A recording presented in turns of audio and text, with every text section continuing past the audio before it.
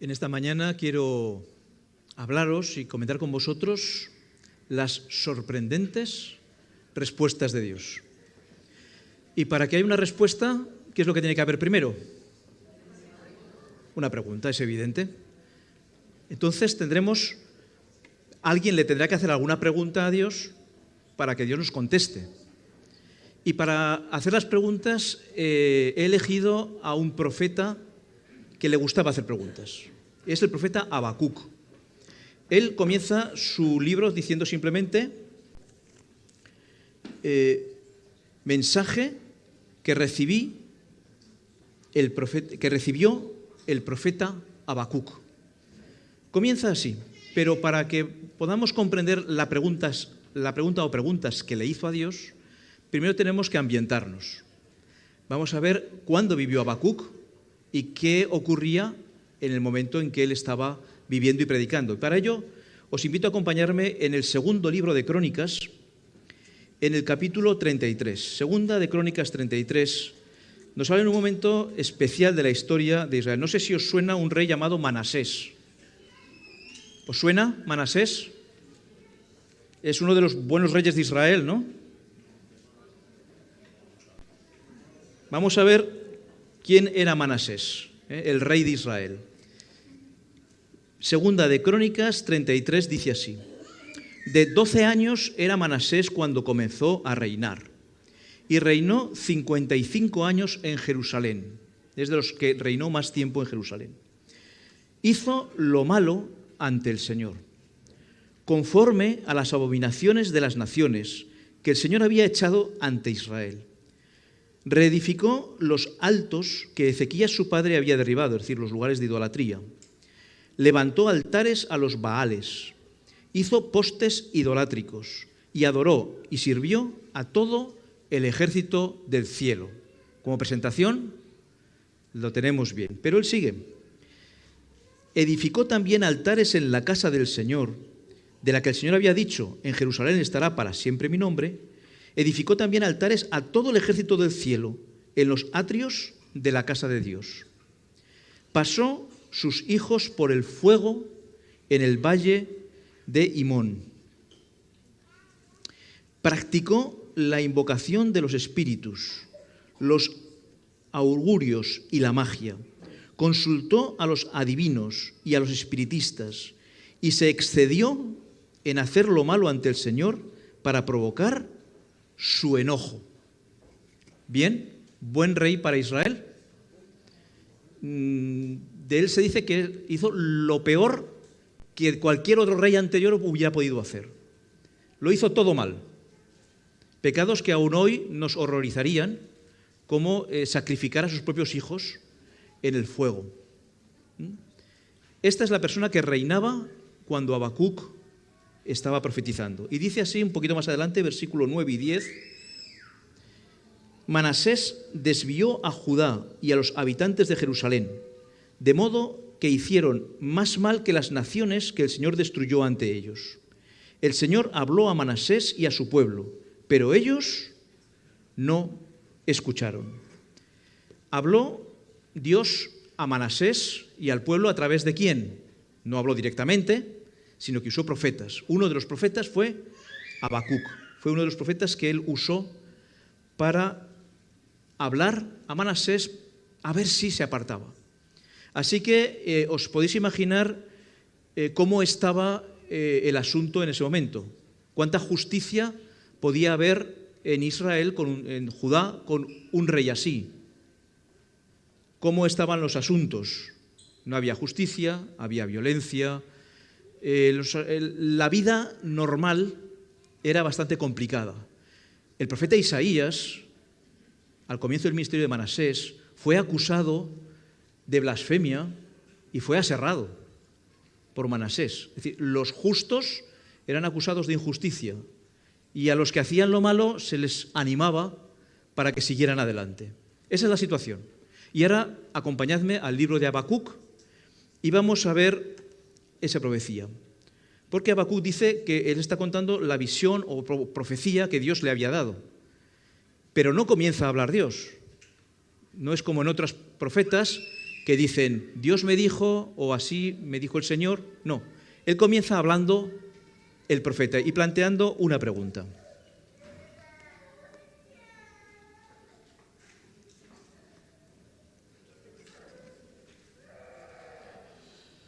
Perdón.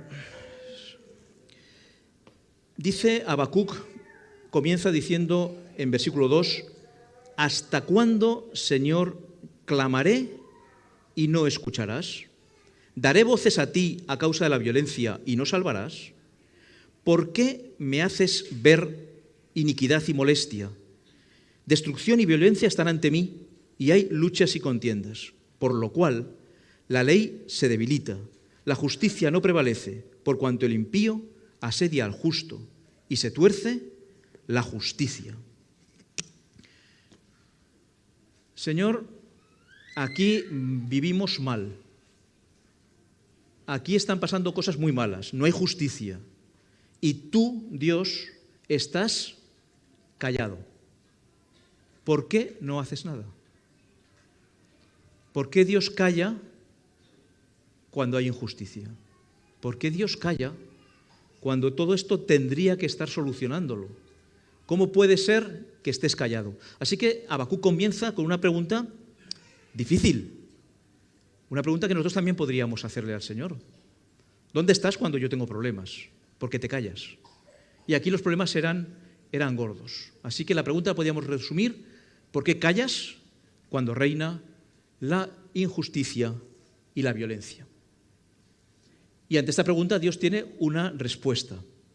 Recordad que hemos llamado las respuestas sorprendentes de Dios. Vamos a ver cuál es la respuesta de Dios a la petición de Habacuc. ¿Estás callado? ¿Por qué estás callado? Y Dios dice así, a partir del versículo 5. Mirad en las naciones, ved y asombraos, porque haré una cosa en vuestros días, que aun cuando se os contara, no la creeríais. Es decir, voy a hacer algo asombroso, voy a hacer algo espectacular, tan espectacular que si os lo digo, no lo vais ni a creer. Y se lo dice.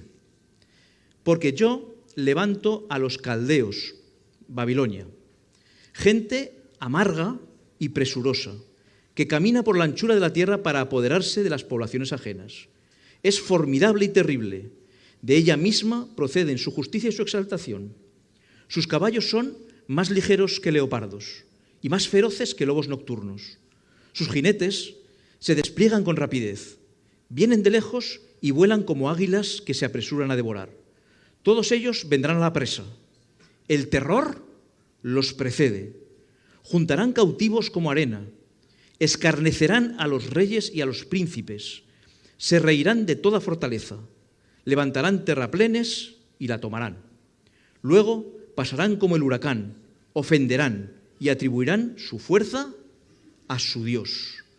Respuesta de Dios: no os preocupéis, yo mando un pueblo y dejo que Babilonia se haga cargo de la situación. ¿Y quién es Babilonia? Babilonia es un pueblo destructivo, un pueblo que destruye, que arrasa, que hace cautivos, un pueblo peor que el pueblo de Israel, aun con lo mal que estaban. Es decir, ¿solución de Dios al problema? Pues no hay problema, yo dejo que Babilonia se encargue y la cosa va a ir mejor o peor. Vamos a ver lo que dice. Pues claro, ante esta respuesta, Habacuc protesta. A Habacuc no le parece muy bien la respuesta de Dios. Y la protesta de él es la siguiente: Señor, Dios mío y santo mío, ¿no existes tú desde la eternidad? No moriremos. Es algo que me tengo que decir: Señor, ¿qué vas a hacer? Que así nos vas a matar a todos. Señor, tú pusiste a este pueblo, tú pusiste a este pueblo, a Babilonia, para ejecutar juicio. Y tú, oh roca, lo fundaste para castigar. Si tú has cogido a este pueblo, a Babilonia, para castigarnos. Eres muy limpio de ojos para ver el mal, ni puedes contemplar la opresión. ¿Por qué ves a los menospreciadores y callas cuando el impío destruye al más justo que él? Ahora seguiremos, pero fijaros aquí que cuando Habacuc pregunta, dice, es que la justicia aquí no funciona, las cosas van mal. La gente aquí es impía, es mala. Pero cuando Dios le dice, yo traigo a alguien peor para solucionar la situación, dice, parece que ya no son tan malos. Dice, ¿y cómo traes al impío a destruir al que es más justo que él? Ahora de repente lo que le parecía malo ya no es tan malo. Se ha dado cuenta de que podía empeorar y que hay gente todavía peor de la que le está rodeando. Y dice, Señor, ¿cómo vas a consentir eso? Es que no me cabe en la cabeza que Dios sea capaz de hacer que las cosas vayan peor en lugar de ir mejor. Y dice, ¿por qué tratas a los hombres como a los peces del mar, como criaturas sin gobierno? Los pescará, Babilonia, a todos con anzuelo, los enlazará en su red y los juntará en su malla. Por eso se alegrará y se regocijará. Por eso hará sacrificios a su red y ofrecerá sahumerios a su malla, porque con ellos aumenta su porción y enriquece su comida. ¿Vaciará por eso su red o se apiadará al aniquilar a las naciones? El Señor no solamente va a aniquilar a todos, sino que además no te va a dar la gloria a ti, se va a dar la gloria a sí mismo y va a adorar a sus dioses. ¿En qué sale beneficiado Dios en todo esto? ¿Y en qué salimos beneficiados nosotros? Así que el versículo 1 del capítulo 2 debería estar como último versículo del capítulo 1 y es el final de las palabras de Habacuc. Sobre mi guarda estaré, sobre la fortaleza firmaré mi pie y velaré para ver qué me dirá Dios, qué me responderá. Así que Habacuc le dice, tú eres justo, no permitirás que los malvados tomen el control. Eso es lo que le está diciendo. No es posible, lo que me estás diciendo no es posible, ¿no es verdad? O sea, como Dios había dicho, aunque os lo cuente, no lo vais a creer. Y Habacuc decía, no puede ser, o sea, no puede ser, y además necesito una explicación. O sea, yo no me muevo de aquí hasta que tú no me contestes. Esa es una buena actitud de Habacuc, me gusta. Si no entendemos a Dios, yo no paro de estudiar, no paro de mirar esto hasta que no lo entienda, hasta que el Espíritu Santo no me revele lo que es. Hasta que yo no entienda, hasta que Dios no me lo revele, yo no paro. No me voy a quedar con la duda. Yo no me quiero quedar con la duda. Y Habacuc tampoco quería quedarse con la duda. Aquí me quedo hasta que me respondas. Y Dios le responde. Y tampoco le va a gustar mucho, pero bueno, es una respuesta. La respuesta de Dios ante este problema, que ha cogido y ha tomado un pueblo peor que el que había para castigarlo, él dice su respuesta, es a partir del versículo 5, nos hemos dejado 3 versículos en medio, que luego hablaremos de ellos, y dice así, ¿no han de levantar todos refrán sobre él, sobre Babilonia, y sarcasmos contra él? Dirán, hay el que amontona bienes robados y se enriquece mediante la extorsión. ¿No se levantarán de repente tus acreedores y se despertarán y te darán temblar? Por cuanto tú has despojado a muchas naciones, los otros pueblos te despojarán a ti, a causa de la sangre vertida de los hombres y de los robos de la tierra y de las ciudades y de todos sus habitantes. Dios viene a decir que Babilonia también recibirá su castigo. Y sigue hablando, ay del que edifica su casa con ganancia injusta para poner alto su nido, y va hablando de cómo, no vamos a leerlo más, aunque os invito a hacerlo, algún versículo también leeremos después, viene a decir, pues no os preocupéis, yo voy también a castigar a esta persona. En su momento, Babilonia también se ha castigado. Esa es la respuesta de Dios. Tampoco parece muy convincente. A ver, o sea, ¿cuál es el propósito? Parece un despropósito todo esto. Así que Dios termina con una frase, el versículo 20, el final del capítulo termina con una frase, podríamos llamar la frase lapidaria. En cambio, el Señor está en su santo templo. Calle delante de él toda la tierra. Ya está, no voy a dar más explicaciones. No voy a intentar explicaros nada más. He hablado y ya está. Hasta aquí podéis entender. Ahora, a partir de este momento, que todos se callen. Dios habla y cuando Él habla es soberano. y lo que quiere que entendamos, bien, y lo que no, no. Y viene a decirle, bueno, lo que has podido pillar, ahí lo tienes. Ahora busca entre todo lo que yo te he dicho para encontrar la solución a tus preguntas. Ahora bien, ¿qué tiene esto que ver con nosotros? No sé si en algún momento os habéis podido identificar con Habacuc, pero vamos a intentar hacer una identificación mayor. ¿Alguna vez habéis pensado en vuestra mente o habéis oído a alguien pensar por qué Dios se calla cuando hay injusticias, cuando hay violencia? ¿Alguna vez lo habéis pensado? ¿O habéis oído a alguien que lo haya pensado? Por lo tanto, la pregunta que podemos dar a Dios es la misma. ¿Y qué nos responde Dios? Pues nos da una respuesta sorprendente. Cuando a Dios le pidamos, oye, a ver, ¿qué pasa? Que vivimos en un mundo de maldad. A lo mejor en España no vemos mucha injusticia, alguna, pero sí vemos inmoralidad, vemos leyes que no son muy coherentes con la vida del cristiano. Y podemos decir, oye, Señor, arregla el asunto. Y Él responde, acompañadme en Apocalipsis 18, versículos 2 y 3. Ahí en el capítulo 18 de Apocalipsis vemos a otra Babilonia.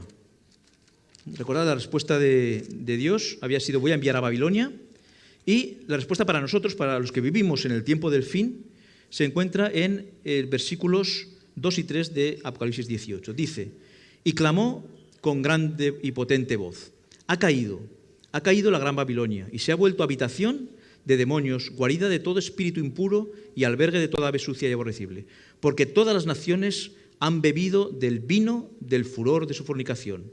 Los reyes de la tierra han fornicado con ella, y los mercaderes de la tierra se han enriquecido con su lujuria.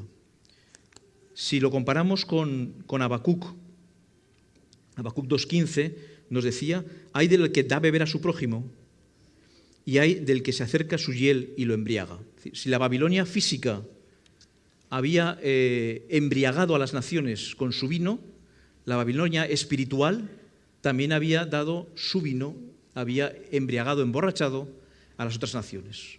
Es decir, la Babilonia espiritual de hoy llena a las naciones. ¿Qué es la Babilonia espiritual de hoy?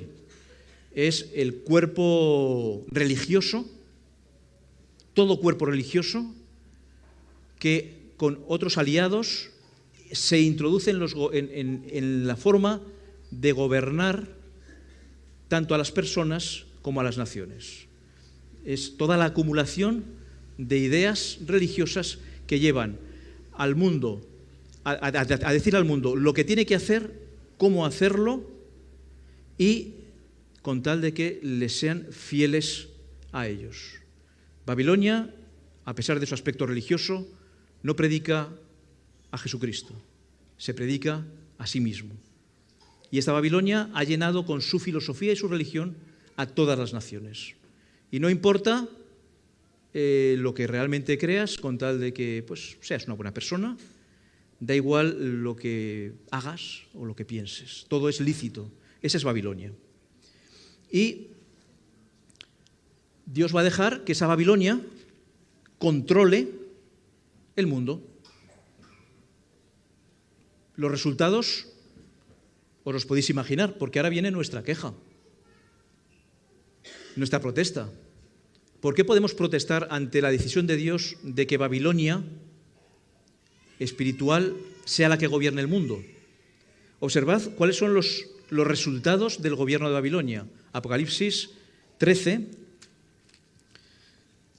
nos dirá así, versículos 15 al 17. Se le permitió a Babilonia y a sus aliados, concretamente a algunos de ellos, se le permitió infundir aliento a la imagen de la primera bestia, para que la imagen pudiera hablar y dar muerte a todo el que no adore a la imagen de la bestia, dar muerte. Y ordenaba que a todos, pequeños y grandes, ricos y pobres, libres y siervos, se les ponga una marca en la mano derecha o en la frente, y que ninguno pudiera comprar ni vender, sino el que tenga la marca o el nombre de la bestia o el número de su nombre. Resultado de que Babilonia tome el control, una dictadura. Aquí se va a hacer lo que ellos dicen. Y el que no esté de acuerdo, a la cárcel y a la muerte.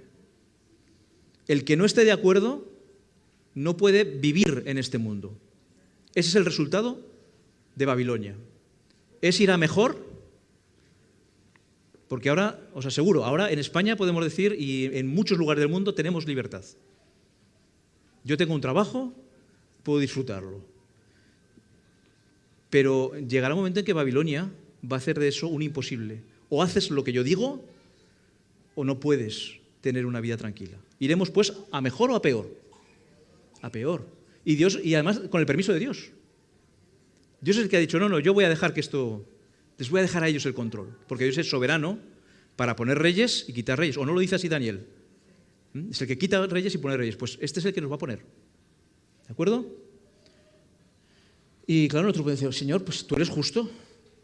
No permitas que los malvados controlen. ¿Por qué no dejas que los que adoran realmente a Dios, los que te adoran, los que te sirven, sean los que controlen la situación?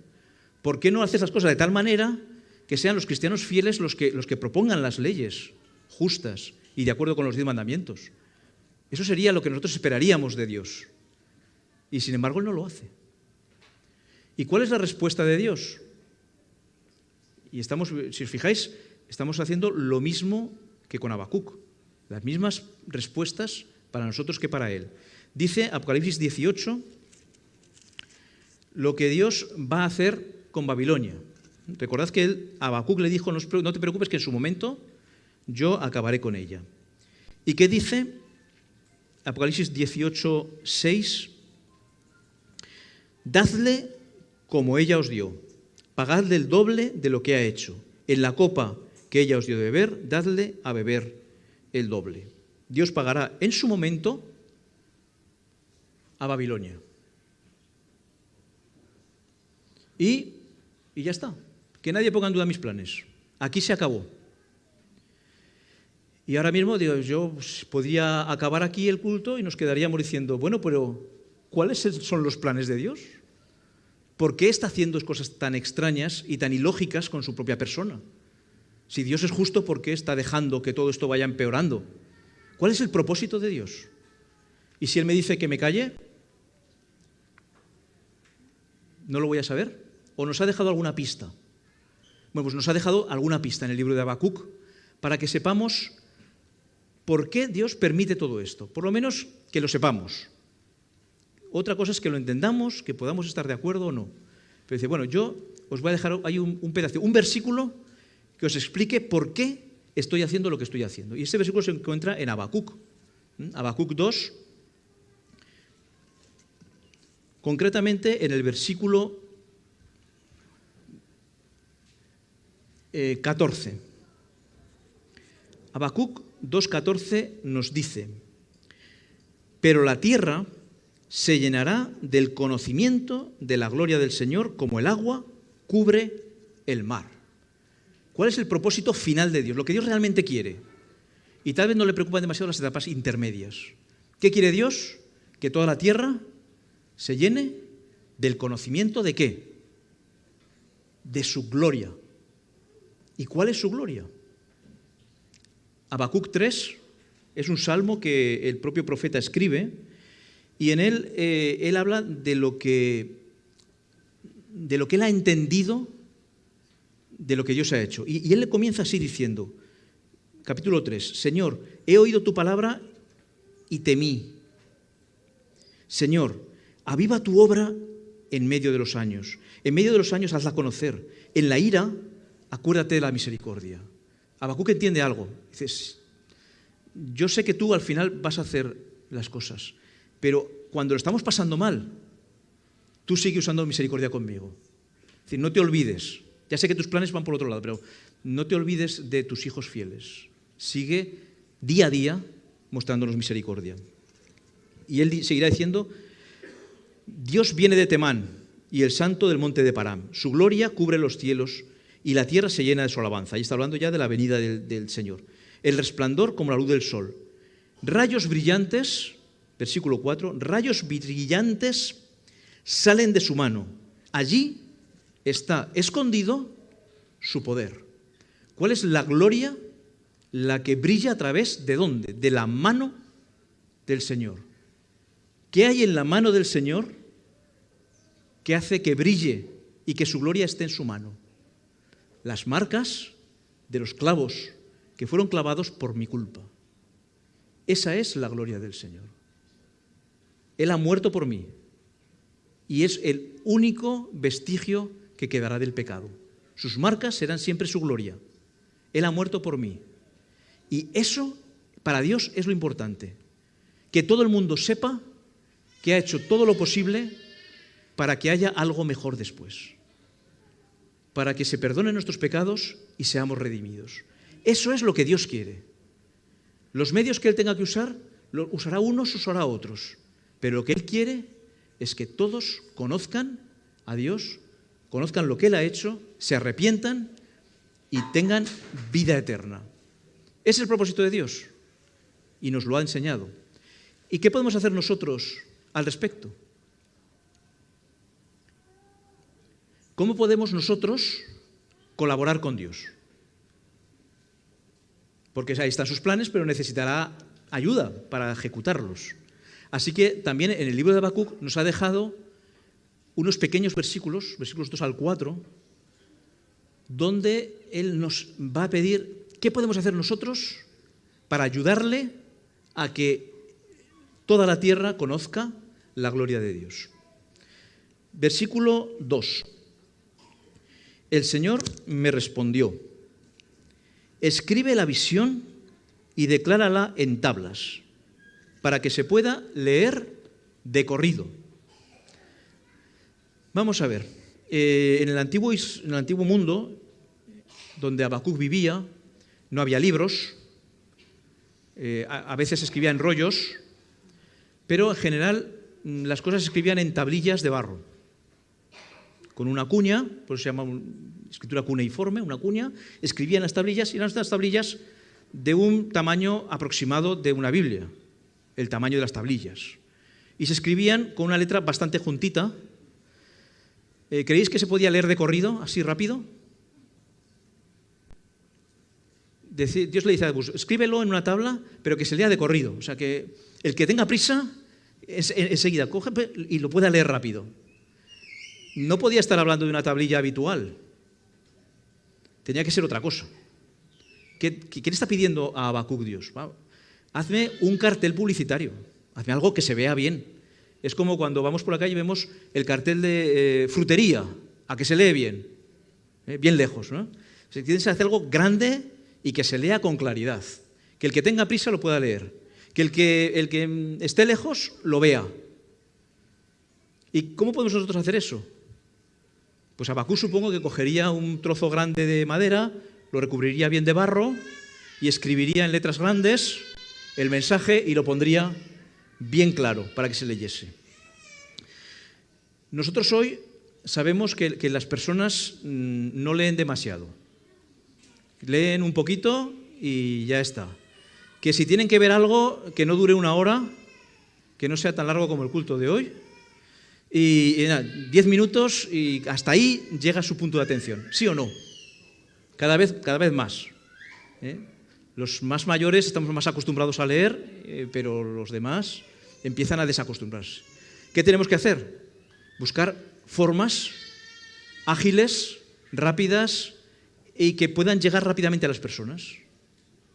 Ahora Dios ha dejado que tengamos medios a nuestra disposición. Un WhatsApp, un comentario en Instagram, las redes sociales ayudan mucho a cumplir lo que Dios ha pedido de nosotros.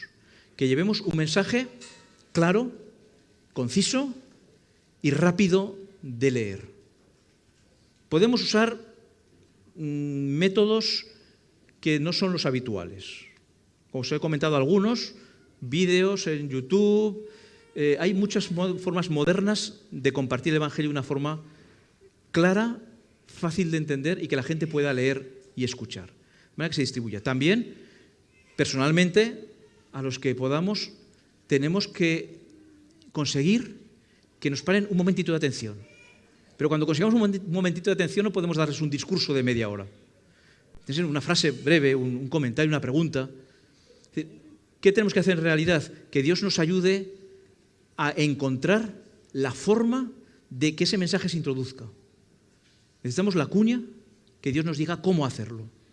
Así que nuestra primera parte es pedirle a Dios que nos ayude a ser parte de la predicación y que nos ayude a hacerlo de una forma especial, de la forma que el siglo XXI necesita para escuchar. Segunda forma en que podemos ayudar a Dios. Versículo 3. Porque la visión es para el tiempo fijado. Llegará a su fin y no fallará. Si tardara, espérala, que sin duda vendrá y no fallará. En realidad, cuando leemos este versículo en hebreo es un poco complicado, así que solemos usar, y a mí me gusta usar, la traducción que hace Pablo de este texto. Vamos a Hebreos. En el libro de Hebreos encontraremos una traducción de Pablo. Estos versículos de Habacuc, Pablo los cita más que ningún otro libro del Antiguo Testamento, más que ninguna otra cita del Antiguo Testamento, es esta cita de Habacuc.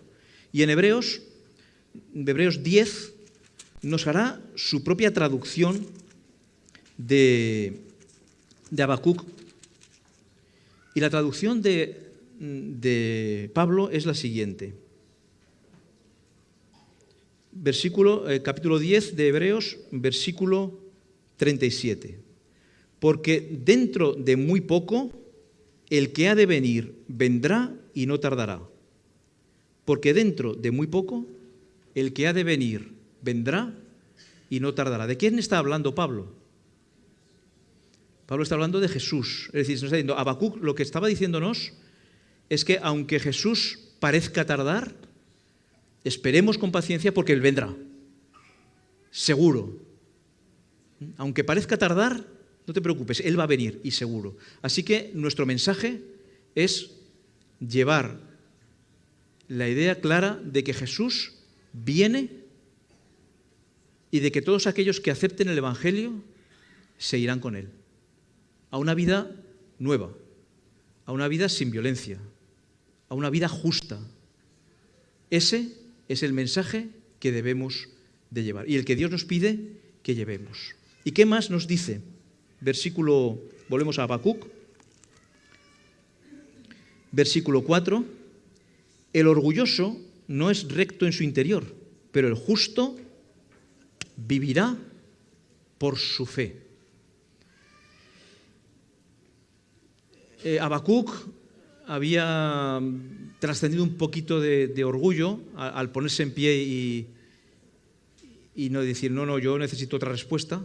Y decir, bueno, me parece bien que exijas una respuesta, pero baja los humos, sé humilde. Dios no quiere los soberbios. ¿Por qué no quiere los soberbios?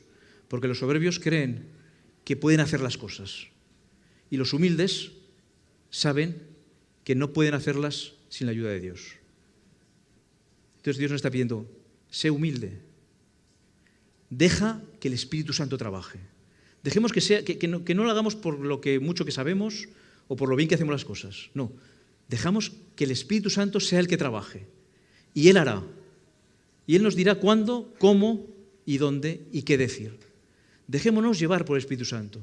Y entonces el justo vivirá por su fe. Yo vivo mi vida por mi fe, por mi fidelidad a Dios. No hay nada en mí que haga que mi mensaje llegue a otros. Mis palabras no van a llegar nunca si no me pongo en las manos de Dios. Pero si me pongo en las manos de Dios y tengo fe en que Él va a llevar adelante su obra, las palabras llegarán y la gente escuchará y el mensaje se dirá. ¿Cómo reaccionen? Ya no es mi problema. Mi problema es que no calle cuando tengo que estar hablando. Que no calle ahora, en el día en que tengo la libertad de hacerlo. Porque llegará un día en que no podré hablar. Llegará un día en que no podré predicar, en que los oídos estarán cerrados y nadie querrá escuchar. Pero ahora es el momento de ir y predicar, de ir y llevar nuestro mensaje. Dios es asombroso. Sus respuestas no las entendemos, pero sabemos que Él hará todo de tal manera que todos los que puedan ser salvos se salvarán. Y vosotros estáis entre los salvos si aceptáis a Jesús. Y si lo habéis aceptado, que otros también lo conozcan. Esforcémonos, pues, por llevar su mensaje a todo el mundo y a todo lugar. Amén.